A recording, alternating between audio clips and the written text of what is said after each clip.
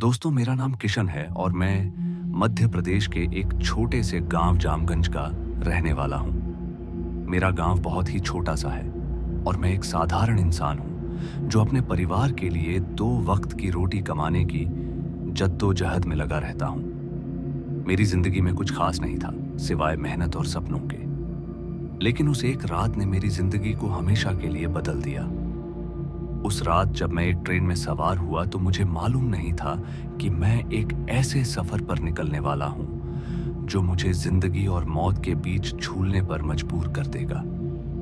यह बात उस दिन की है जब मुझे अपने ताऊ के यहाँ जाना था।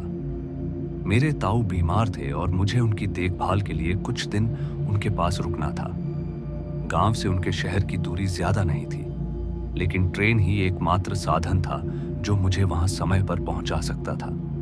तभी मैंने अपने बैग में कुछ कपड़े, थोड़ा सा खाना और ताऊ के लिए कुछ फल रखे। स्टेशन पर बहुत भीड़ थी और साथ ही मैंने किसी तरह अपनी टिकट भी पक्की की। ट्रेन रात के 8 बजे की थी तो मैं समय से स्टेशन पहुंच गया और अपनी सीट पर बैठ गया। लेकिन जनरल डिब्बे में काफी भीड़ थी, लेकिन मैंने किसी तरह से खिड़की के पास वाली सीट पकड़ ली। खिड़की से आती हुई ठंडी हवा मेरे चेहरे को छू रही थी। बाहर काफी अंधेरा था और ट्रेन की रफ्तार के साथ पेड़ पौधे तेजी से पीछे छूट रहे थे। मेरे पास बैठे लोग अपने अपने काम में व्यस्त थे। कोई खाना खा रहा था तो कोई सो रहा था तो कोई अपने मोबाइल में गाने सुन रहा था। मैं बस चुपचाप बाहर देख रहा था और मन में ताऊ की चिंता थी। फिर कुछ देर के बाद एक खाना बेचने वाला डिब्बे में आया। उसका चेहरा साधारण सा था। उसने मुझे देखा और धीरे से मुस्कुराया। उसकी मुस्कान में कुछ ऐसा था जो मुझे थोड़ा असहज कर गया। तभी उसने पूछा कि क्या मैं खाना लूंगा। उसके यह कहते ही मैंने उसे मना कर दिया, क्योंकि मेरे पास घर से लाया हुआ खाना था। लेकिन वह बार बार मेरे पास आता रहा। आखिरकार उसने मुझे एक गिलास पानी ऑफर किया तो मैंने बिना सोचे समझे वह गिलास ले लिया और वह पानी पी लिया।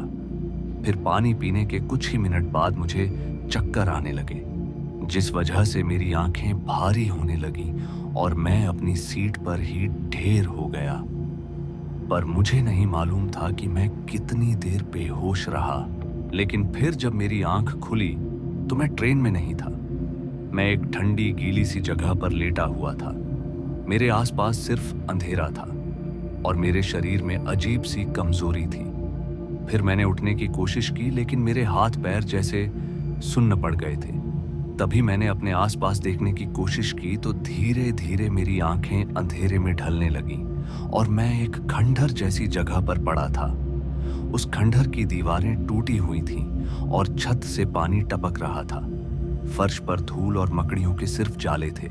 मैं समझ नहीं पा रहा था कि मैं यहाँ पर कैसे पहुंचा। तभी मैंने अपनी झोली की ओर देखा तो मेरी झोली भी गायब थी और मेरी जेब में रखे पैसे भी नहीं थे।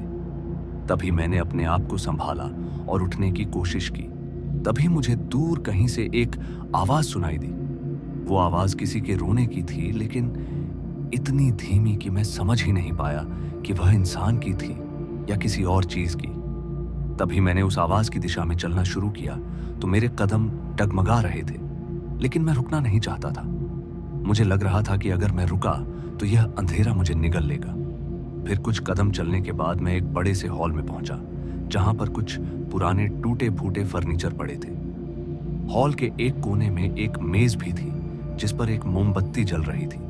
उसकी रोशनी इतनी धीमी थी कि वो सिर्फ अपने आसपास की चीजों को ही हल्का सा उजागर कर रही थी। फिर मैं उस मेज की ओर बढ़ा। तभी मुझे लगा कि कोई मेरे पीछे है, मगर जब मैंने पीछे पलटकर देखा तो वहां कोई नहीं था, जिस वजह से मेरे रोंगटे खड़े हो गए। मैंने मेज पर रखी मोमबत्ती को हाथ में लिया और फिर मैं आगे बढ़ा कि तभी मेरे सामने अचानक एक चेहरा प्रकट हुआ। वो चेहरा इतना भयानक था कि मेरी चीख निकलते निकलते रह गई। उसकी आंखें खून की तरह लाल थीं और उसका चेहरा पीला पड़ चुका था। उसके होंठ सूखे और फटे हुए थे और जब वह मुस्कुराया तो उसके दांत काले और टेढ़े मेढ़े दिखे।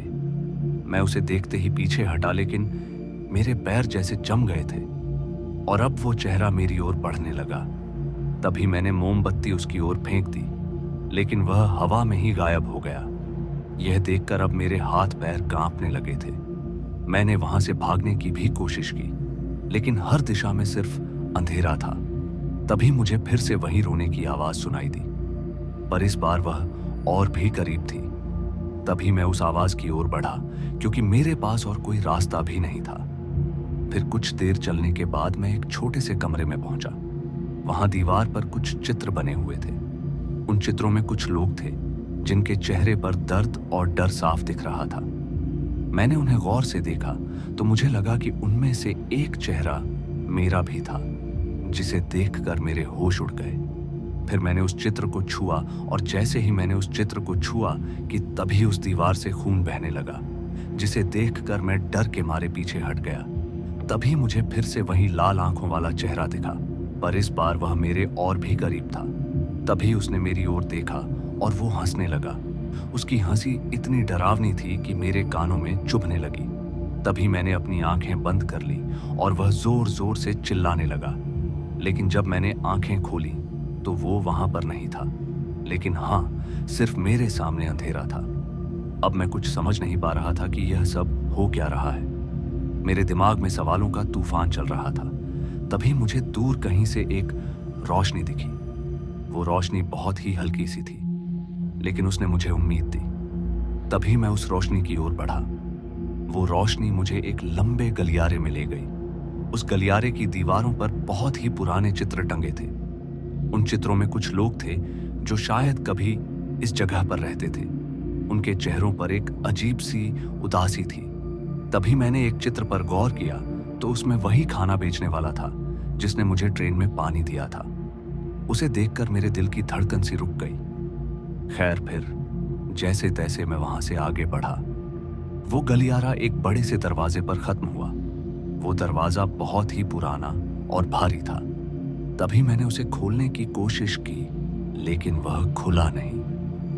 मगर तभी मुझे फिर से वही हंसी सुनाई दी। मैंने पलट कर देखा तो वह लाल आंखों वाला चेहरा ठीक मेरे सामने था, पर इस बार वह गायब नहीं हुआ। वो मेरी ओर बढ़ने लगा तो मैंने दरवाजे को जोर जोर से धक्का देना शुरू कर दिया। आखिरकार वो दरवाजा खुल ही गया और मैं अंदर गिर पड़ा। पर अब अंदर का नजारा और भी ज्यादा डरावना था। वहां पर एक बड़ा सा गड्ढा था जिसके अंदर से धुआं निकल रहा था। गड्ढे के चारों ओर कुछ अजीब से प्रतीक बने हुए थे। फिर मुझे लगा जैसे वह कोई जादू टोने के निशान थे। फिर मैंने पीछे मुड़कर देखा तो वह चेहरा अब गायब हो गया था, लेकिन मुझे अब भी उसकी मौजूदगी का एहसास हो रहा था। फिर मैं उस गड्ढे के पास गया।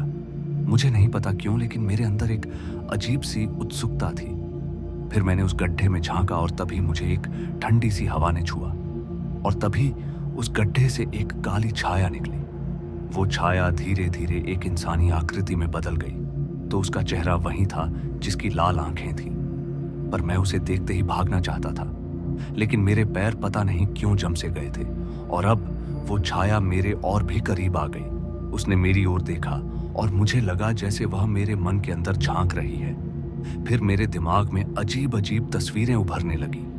मुझे अपने गांव की गलियां दिखी, मेरे माता पिता दिखे, और फिर मुझे वह ट्रेन दिखी जिसमें मैं सवार हुआ था। लेकिन इन सब के बीच एक बात साफ थी, वो छाया मुझे कहीं ले जाना चाहती थी। तभी मुझे अपने कंधे पर एक ठंडा स्पर्श महसूस हुआ। जब मैंने पलटकर देखा तो वहां पर फिर से कोई नहीं था। लेकिन जब मैंने फिर से गड्ढे की ओर देखा तो वह छाया अब गायब थी। मेरे सामने सिर्फ धुआं था।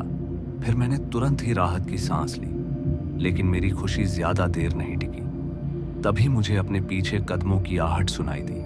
मैंने पलटकर देखा तो इस बार वह लाल आंखों वाला चेहरा मेरे इतने करीब था कि मैं उसकी सांसों को महसूस कर सकता था। फिर मैंने अपनी सारी ताकत लगाकर चिल्लाया और वहां से भागने की कोशिश की, लेकिन उसने मेरा हाथ पकड़ लिया। उसका स्पर्श इतना ठंडा था कि मेरी हड्डियां जम गई।